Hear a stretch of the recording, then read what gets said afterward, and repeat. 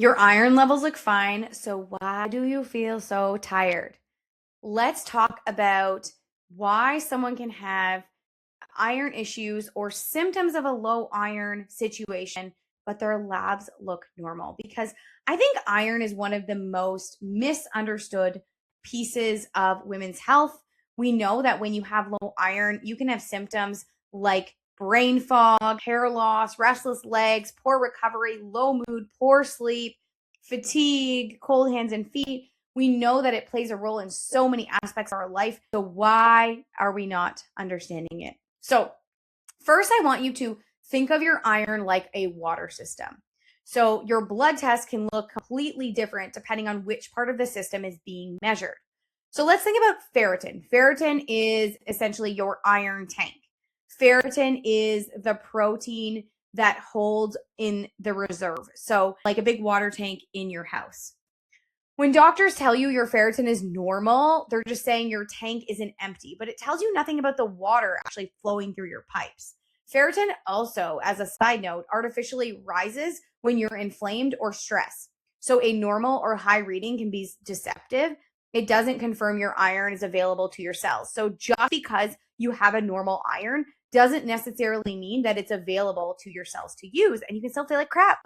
And also, I've seen a lot of times where women will have a ferritin that is in the normal range. Their storage iron looks fine, but the problem here is that they're not actually using the iron. Their serum iron isn't great. So let's talk about serum iron. Serum iron, think about it as what's flowing. Serum iron is the iron actually flowing through your bloodstream, like the water coming out of your tap. This is what your muscles, brain, thyroid, and every cell in your body uses. When this is low, you feel it, even if your ferritin looks completely fine. You can have a full tank and still have no flow. That's exactly what happens when the pipe is blocked by a hormone called hepcidin, which I'm going to talk about next. So hepcidin is the hormone blocking your iron. Hepcidin is a hormone your liver makes. It works like a padlock on the gate where your iron leaves storage cells. When hepcidin is high, the gate stays locked. Iron piles up in storage, so your ferritin, and can't get into your bloodstream, and your cells go without. The frustrating part is in this scenario, your reserve, your ferritin, is going to stay normal and actually can even rise because the iron is stuck inside, not missing. So what makes hepcidin go up and keeps your iron locked away? So first is any inflammation. So even low-level inflammation from gut issues, gum disease, excess weight, or an autoimmune condition that's flared up can actually trigger your liver to produce more hepcidin as a defense mechanism. Poor sleep and sleep apnea.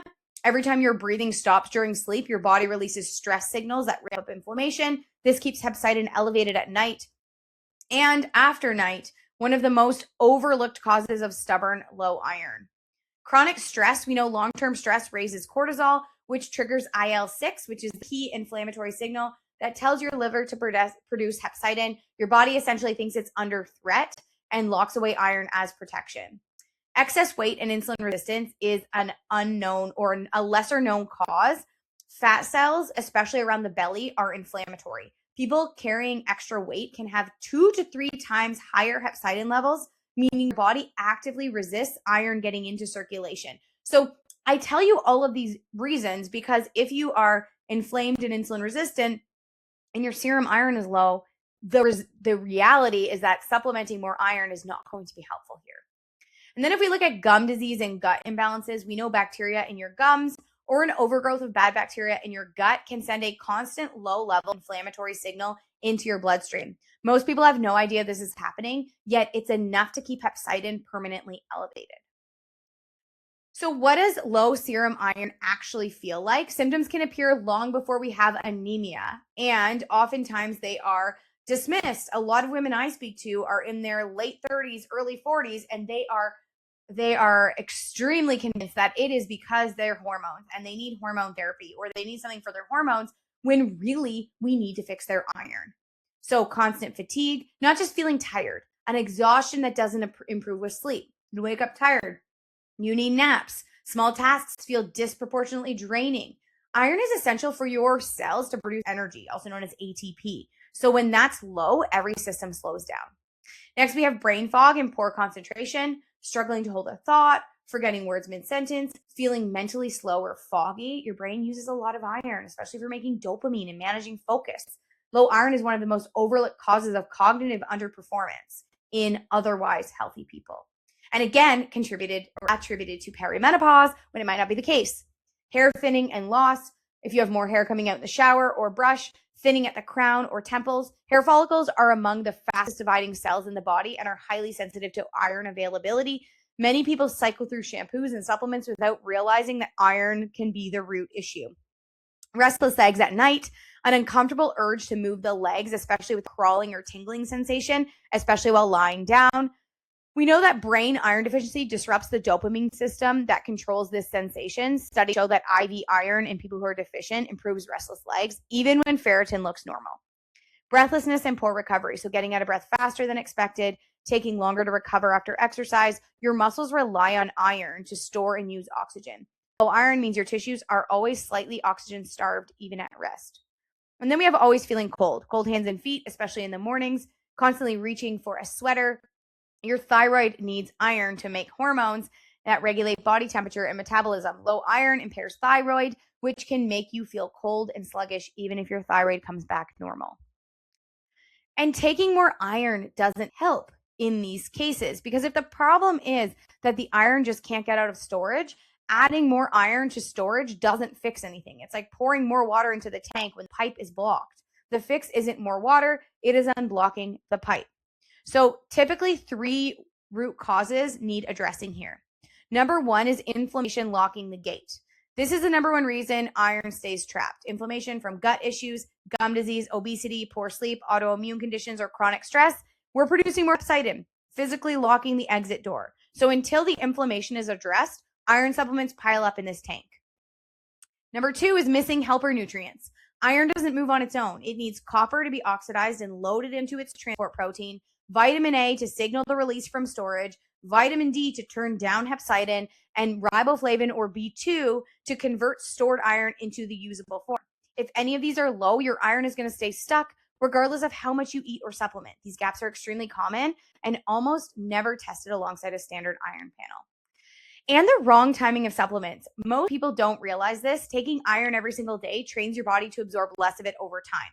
So each dose actually triggers a temporary rise in hepcidin that lasts around 24 hours, meaning that the very next dose, if you take it the next day, is maybe not going to be absorbed. Research shows that taking iron every other day in the morning on an empty stomach with vitamin C can actually lead to more iron absorbed with fewer side effects. And eating to support iron flow is incredibly important. Not all iron in food is equal, and what you eat with your meal matters just as much as what's actually in it. So the things that you need to keep away from iron-rich meals include coffee and black tea. We know it reduces iron absorption by 79 to 94%. Even green tea and peppermint tea block iron significantly. You want to wait at least 1 hour before and 2 hours after your iron-rich meal. Dairy and calcium. Calcium from any source, milk, cheese, yogurt, or calcium supplements block both types of iron by 50 to 60% per meal. Eggs. There's a protein in eggs, in the egg yolk, that binds to iron and prevents absorption. Eggs are nutritious, but don't rely on them as an iron source. Avoid pairing them with your supplements. Red wine, cacao, and dark chocolate all contain polyphenols that compete with iron in the gut. A glass of wine with your steak reduces the iron you absorb from it. And then antacids. So any acid-suppressing medication rises your stomach pH, which dramatically reduces iron absorption. They can also directly increase hepcidin. So if you're on these long-term, discuss alternatives with your doctor or discuss best timing. Best sources of iron are red meat and lamb. Aim for 3 to 4 servings of red meat if you are super low iron. Liver and organ meats are extraordinarily iron-rich, plus they have vitamin A, copper, and B vitamins that help iron move. Even 1 to 2 servings a week can be meaningful. Oysters, clams, and sardines are excellent iron sources and often contain copper and zinc. Dark leafy greens, spinach, silver beet, kale have non-heme iron, so you want to pair these with vitamin C. And then we have lentils, chickpeas, and legumes, which are good plant sources. You want to soak these overnight and rinse before cooking to reduce the phytates that block absorption. Fermented options absorb even better. And vitamin C is a really high impact trick you can use. Taking it with your iron-rich meal can increase iron absorption by up to 6 times. So how can we do this? squeezing lemon or lime on your food, so over your meat, fish, or greens. A squeeze of citrus over your meal can work immediately. The acid also helps your stomach break down the iron more effectively. Adding pepper, the single highest vitamin C vegetable, slice it raw into your salad or put in a stir fry. Cooking reduces the vitamin C, so raw is better, but adding it is better than not. Broccoli, kale, and strawberries are all excellent vitamin C sources that also pair really well with iron-rich meals. Broccoli retains most of its vitamin C when it is lightly steamed. And timing is everything. It must be taken with the meal, not earlier in the day. A vitamin C tablet at breakfast does nothing for your dinner. The vitamin C needs to physically be present in your gut at the same time as the iron. And if you take iron supplements, this might be important to know. Taking iron every day, again, reduces how much you absorb. And so here are some best tips on how to take iron. I will caveat this as I always tell patients, take in is better than not. And so if this impacts your ability to take it at all, I would probably just take it when you're taking it. But if you are chronically iron deficient and you can't get your levels up, these tips might be helpful. Number one, taking it in the morning. Your body's natural hepcidin levels are lowest in the morning, making this the best window. Hepcidin rises throughout the day, so evening doses are usually poorly absorbed. Again, if taking it in the evening before bed is the best time that you have an empty stomach, then continue to do that. Every other day can be helpful. Monday, Wednesday, Friday, or alternating days can allow hepcidin to fully reset between doses. Number three is vitamin C and taking iron on an empty stomach. So taking iron with a small glass of orange juice or a vitamin C tablet, or adding vitamin C rich foods to your meal with iron. And number four is separating it from coffee, dairy, or other meds, waiting at least an hour before and 2 hours after your iron before having coffee, tea, milk, calcium supplements, or antacids. If you take thyroid medication, leave 4 hours between that and your iron, which is why people who take iron and thyroid are probably best taking their iron at night. And iron doesn't move from blood. Iron doesn't move from storage to blood on its own. So we need to be mindful of 4 nutrients. One is copper. Copper is essential for ceruloplasmin and hepcidin, proteins that convert iron into the transportable form. Without copper, iron cannot be loaded into transferrin. It just pools in the cells. So most common causes is taking too much zinc can deplete copper, bariatric surgery, long-term proton pump inhibitor use, and celiac disease. Foods that have copper: beef liver, oysters, cashews, dark chocolate, sesame seeds, sunflower seeds. And you can test your serum copper if you think you might be low, especially if you have chronically low iron.